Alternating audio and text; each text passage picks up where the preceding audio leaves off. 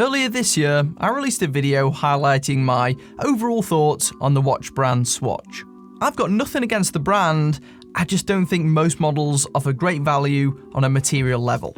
The watch I'm featuring here goes some way to changing that. But first, I want to address something that cropped up last time. Many commenters told me I had missed the point and that these watches were meant to just be for fun. I'd be on board with that if the plastic models cost significantly less. I don't see the point of spending a notable chunk of change on a disposable watch purely for fun, but maybe you do. That's fair enough, it's your money at the end of the day. I just prefer something that not only looks good, but lasts a bit better too. In fact, that takes me to the topic of this video. I found a Swatch which I think not only looks great, but also holds up on a material level as well. It's also got some key features, which I think makes this probably the best Swatch in the world. Let's take a look at it. This is codenamed the SYXS114, also known as the Skinflag.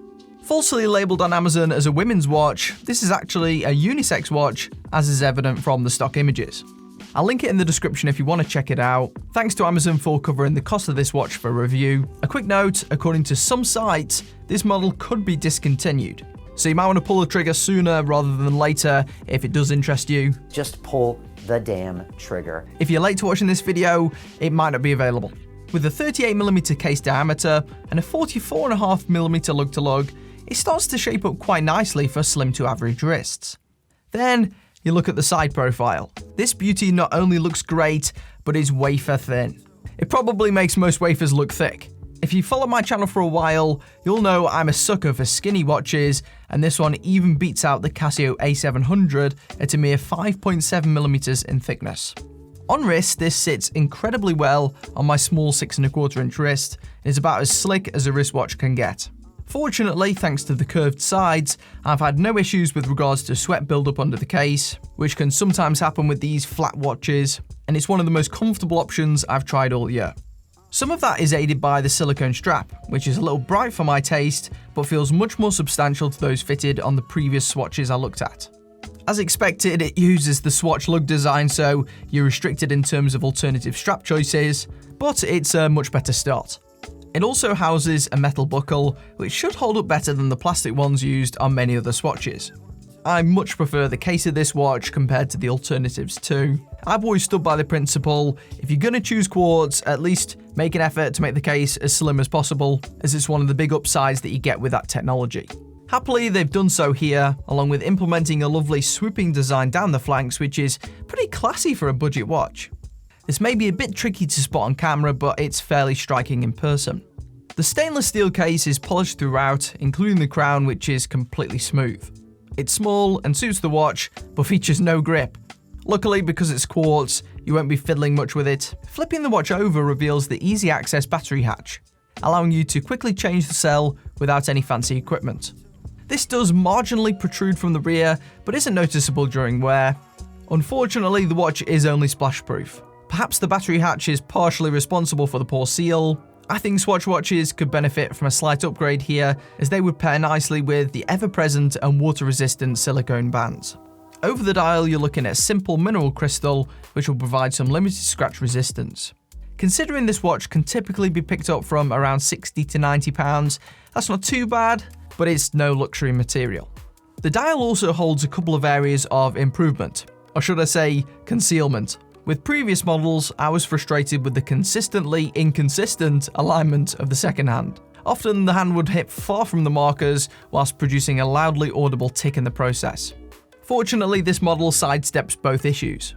This design includes no second hand whatsoever, which removes the need for a tick every second. Funnily enough, if you hold the Skinflag up to your ear, still not sure about that name, you can hear a light tick once every 10 seconds. This is much more bearable than before, and in my opinion, the right route to go down. Or route, as you Americans call it. Within hides a Swiss quartz movement. The Swatch Group owns ETA, which is why I'm assuming there is a tiny ETA emblem carved into the back. I can't find any information on precisely what movement this is. Even the world's largest manual that comes with the watch doesn't have it listed anywhere. Unfortunately, as with other Swatches, the case is sealed, so I can't crack it open to see what's under the hood. The dial has a very minimalist style overall, and it's an easy pleaser with simple inked markers and a clean logo, along with a basic handset that, while boring, doesn't spoil the look. I like the inclusion of the high-polished rehaut,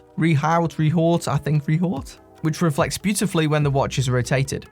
I imagine that with a more upmarket leather strap, this piece could easily be pulled off in more formal environments, as well as suiting the casual situations that the marketing suggests. Is the fit and finish as good as the likes of your Seikos and Orients at this price point? No. Clearly though, this model offers something unique that those others don't.